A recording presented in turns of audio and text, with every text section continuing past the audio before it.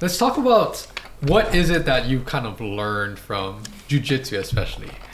And it can be anything. In a minute, we'll talk about the injuries and all of these kind of things. But what have you learned? What, like, if someone, either themselves or their kid, was saying, you know, I'm thinking about training jiu-jitsu, right? What are some of the things that you've learned along the way that helps you in life? In life? You're putting me on the spot, man. I wish you sent me some questions ahead of time.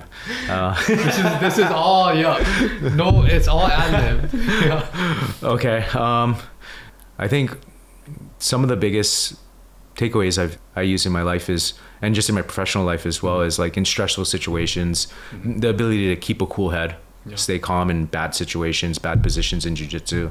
I think staying calm, even when we're being stressful surgeries or difficult cases, like I am now. I'm not in orthopedics now, but still, there's a lot of stuff that comes up last minute that you're not expecting, and just kind of being able to be comfortable in these difficult times and situations. That's probably the first thing that comes to mind. I could probably write an essay on this, man. That's a good question. I got to think on that more. No, there's a lot of carryover with any sports, right? But even jiu-jitsu, like, especially the philosophy of jiu-jitsu, I think that, you know, so full disclaimer, like when I first started at pro and you were working, you know, at the urgent care, you got me to try jiu-jitsu for about 6 months, and then I think that was well, I know that was just your revenge of all the things that I did with you when we were rehabbing. So then, you would just really beat me up for like an hour, right? but it was great. Interesting to it was great. It was interesting to learn like the philosophy, the concepts, and like why you do certain things, right? And the technique, I guess, the technical side, because like you said, it's not just uncontrolled grappling, right? There's a lot of technique, especially when you start to learn the basics, right? So a lot of that carries over, I think, into other aspects of sports, life, all of those kind of things. So as you started progressing, right? Well, explain a little bit, just for the listeners out there, what is like the progression like? And jiu-jitsu, from my understanding, it takes a lot longer to move up in ranks or belts, right? Because of the way that the curriculum or whatever is set up, right? Versus other martial arts. So explain just briefly to someone that doesn't know anything about jiu-jitsu, like what is it like to become a black belt? Please. I can tell you what it's like to become a brown belt. Okay, let's start there. Let's start there. What is it like to become a brown belt? It's a slow degradation of style and skill and overall body composition. No, I don't know, man. You glossed over the part where everyone that you got rehabbed by, you got to beat you up a little bit. Oh yeah, that's true. That is very true. Yeah, there would be referrals that you would send them up, and then So there was a handful of us that had undergone rehab by Drew at pro, who really got to take it out on Drew, because if you can imagine, Drew's for your listeners, I don't know if they know this, but you're kind of a hard ass. You're kind of a taskmaster when it comes to rehab, right? So it's pretty intense. And there's this thing called the ARP that basically is like this electrocution device that Drew likes to use on people and zap them repeatedly and then shame them if they don't crank it all the way to the top. When he came to jiu-jitsu, we were all like, yes, we're gonna beat Drew up now. We're gonna make him pay for those months of pain. Well, when you say it like that, it doesn't sound very good. But it was all for your guys' benefit. But no, it was good fun, I think.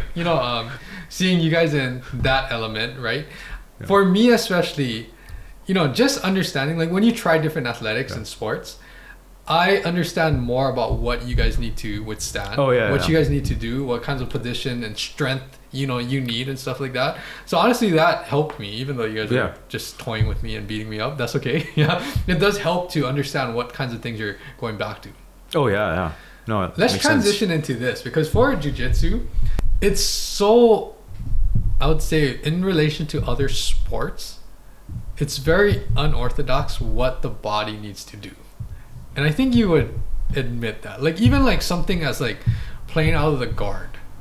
What other sports do you do that? Right? No. With your core, with your legs, with your arms, like it's such like an unorthodox thing. And then I will share this for people maybe that can relate.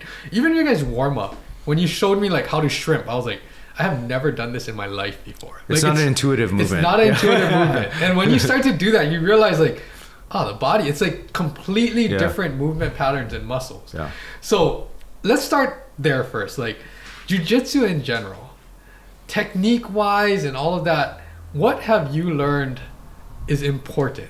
Obviously, like I'll just kind of lead it up, but obviously like flexibility in certain positions. That's what makes good jiu-jitsu guys, right? Oh yeah. But what other things are like important, not only to perform, but also to make sure that you're not getting super injured all the time, right? Geez, that's a really good question too. I mean, as an older guy, I like a middle-aged guy now. Who does jiu-jitsu.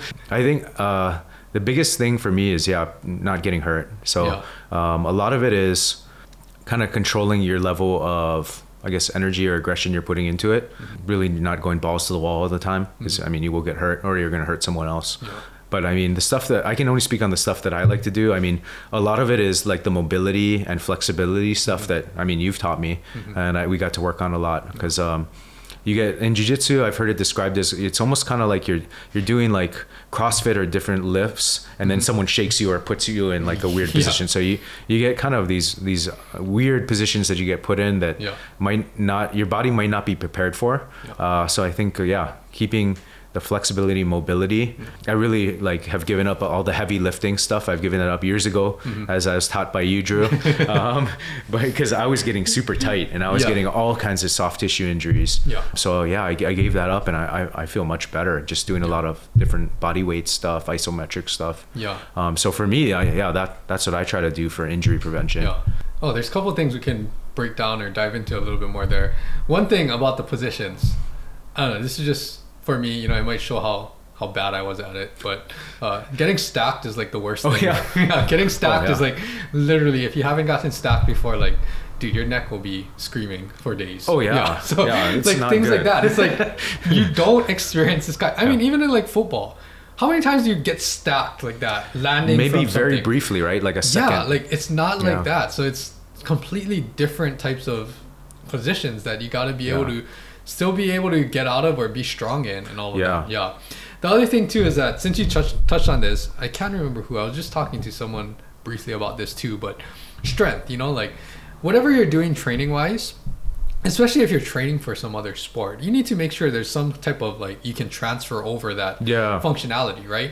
And like weightlifting and all of that, that's good, but it has to be productive to help you in jiu-jitsu, right? And for every sport, I think there's this simple concept of like, there's a point where like you're strong enough, I guess. Because after you get stronger and stronger, there's a point of kind of like diminishing returns where like you're getting stronger, but it's not applying to your sport. And then a lot of people will start to feel like they're getting tight. And if you get too tight with any sport, with whatever you're doing, I think it has a detrimental effect with what you're doing training wise. And we talked about that a lot, especially after your injury, right? That was huge, to make sure that you're not placing more stress on the surgical knee and all of that.